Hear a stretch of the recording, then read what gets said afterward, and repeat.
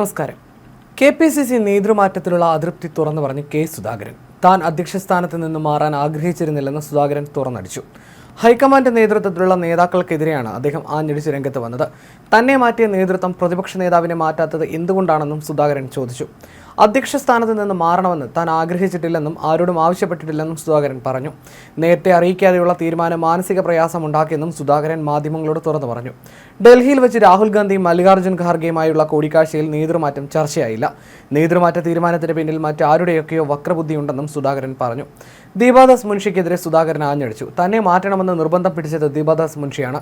തനിക്ക് ആരോഗ്യ പ്രശ്നങ്ങളുണ്ടെന്ന് അവർ റിപ്പോർട്ട് നൽകി. ദീപാദാസ് മുൻഷി ആരുടെയോ കയ്യിലെ കളിപ്പാവയാണെന്നും സുധാകരൻ ആരോപിച്ചു. തന്നെ മാറ്റാൻ പാർട്ടിക്കുള്ളിൽ ശ്രമം നടന്നിരുന്നുവെന്ന് തന്നെയാണ് വിശ്വസിക്കുന്നതെന്നും കെ സുധാകരൻ തുറന്നടിച്ചു. എനിക്ക് കിട്ടുന്ന ചില വിവരങ്ങൾ അങ്ങനെയാണ്, എന്നാൽ അതൊരു വിഷയമാക്കാൻ ആഗ്രഹിക്കുന്നില്ല. സ്വാർത്ഥ താല്പര്യമുള്ള ചില നേതാക്കളാണ് തന്നെ മാറ്റിയതിന് പിന്നിലെന്ന് വിശ്വസിക്കുന്നു. വ്യക്തിപരമായ ചില ലക്ഷ്യങ്ങളുള്ളവരുടെ നീക്കമാണിത്.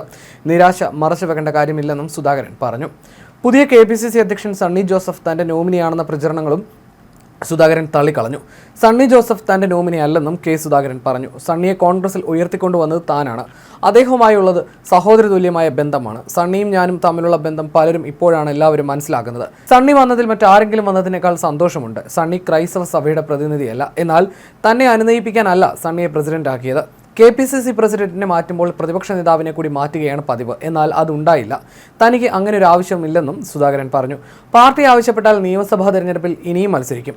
പുതിയ വർക്കിംഗ് പ്രസിഡന്റുമാർ കഴിവുള്ളവരാണ്. അതുപോലൊരു ടീം തനിക്കുണ്ടായിരുന്നെങ്കിൽ കുറെ കൂടി റിസൾട്ട് ഉണ്ടാക്കാൻ കഴിയുമായിരുന്നുവെന്നും സുധാകരൻ പറഞ്ഞു.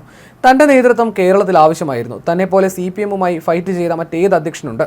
ആ അംഗീകാരമെങ്കിലും തനിക്ക് ലഭിക്കുമെന്ന് കരുതി, പക്ഷേ തെറ്റി. പിണറായിയോട് നേരിട്ട് ഫൈറ്റ് ചെയ്യാൻ കേരളത്തിലെ കോൺഗ്രസിൽ വേറെ ഏത് നേതാവുണ്ടെന്നും സുധാകരൻ ചോദിച്ചു.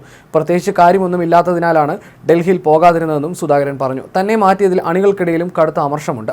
ഡൽഹിയിലെ യോഗത്തിൽ പോകുന്നതിൽ അർത്ഥമില്ല എന്ന് കരുതിയത് കൊണ്ടാണ് പോകാതിരുന്നത്. പറയേണ്ടുന്ന കാര്യങ്ങൾ നേരത്തെ തന്നെ പ്രധാന നേതാക്കളെ അറിയിച്ചിരുന്നു, അദ്ദേഹം വ്യക്തമാക്കി. വരാൻ പോകുന്ന തെരഞ്ഞെടുപ്പാണ് തന്റെ ലക്ഷ്യമെന്നും കെ സുധാകരൻ പറഞ്ഞു. എന്തുകൊണ്ടായിരിക്കും ഇങ്ങനെയൊരു തീരുമാനത്തിലേക്ക് എത്തിയതെന്ന് തനിക്കറിയില്ലെന്നും സുധാകരൻ പറഞ്ഞു. തനിക്കെതിരായ നീക്കത്തിന് പിന്നിലുള്ളവരെയൊന്നും കണ്ടെത്താൻ ശ്രമിച്ചിട്ടില്ലെന്നും കാരണം ശത്രുക്കളെ ഉണ്ടാക്കാൻ തനിക്ക് താല്പര്യമില്ലെന്നും സുധാകരൻ പറഞ്ഞു. നേരത്തെ കെ സുധാകരനും കെ മുരളീധരനും അടക്കമുള്ളവർ ഡൽഹി യോഗത്തിൽ പങ്കെടുത്തിരുന്നില്ല. ഡൽഹിയിൽ ഹൈക്കമാൻഡ് വിളിപ്പിച്ച യോഗത്തിൽ നിന്ന് കെ സുധാകരൻ വിട്ടുനിന്നതിന് പിന്നിൽ സമ്മർദ്ദ തന്ത്രമെന്നാണ് വിലയിരുത്തൽ. സുധാകരനൊപ്പമുള്ള ചിലരുടെ നീക്കങ്ങളാണ് യാത്ര ഒഴിവാക്കുന്നതിലേക്ക് എത്തിച്ചതെന്നാണ് വിവരം. പുനഃസംഘടനയുമായി ബന്ധപ്പെട്ട തുടർ ചർച്ചകൾക്കും തെരഞ്ഞെടുപ്പ് ഒരുക്കങ്ങൾക്കുമായാണ് പുതിയ ഭാരവാഹികളെയും മുൻ ഭാരവാഹികളെയും ഡൽഹിയിലേക്ക് വിളിപ്പിച്ചത്. സ്ഥാനമൊഴിഞ്ഞെങ്കിലും പിണറായി സർക്കാരിനെതിരെയുള്ള പോരാട്ടത്തിൽ താൻ പടക്കുതിരയായി മുൻനിരയിലുണ്ടാകുമെന്ന് തിങ്കളാഴ്ച സുധാകരൻ പ്രഖ്യാപിക്കുകയും ചെയ്തിരുന്നു. എന്നാൽ തിങ്കളാഴ്ച വൈകിട്ട് വരെ ഡൽഹി യാത്ര ഉറപ്പിച്ചിരുന്ന സുധാകരൻ അവസാന നിമിഷമാണ് തീരുമാനം മാറ്റിയത്. താൻ യോഗത്തിൽ നിന്ന് വിട്ടുനിന്നാൽ തെറ്റായ വ്യാഖ്യാനങ്ങൾക്കിടയാക്കുമെന്നും പുനഃസംഘടനയിൽ അതൃപ്തി എന്ന നിലയിൽ ചർച്ചകൾ ഉണ്ടാകുമെന്നും കൃത്യമായി ധാരണയുള്ള നേതാവാണ് സുധാകരൻ. ഈ സാധ്യതയാണ് സുധാകരനെ കരുവാക്കി ഒപ്പമുള്ളവർ പ്രയോജനപ്പെടുത്തിയത്.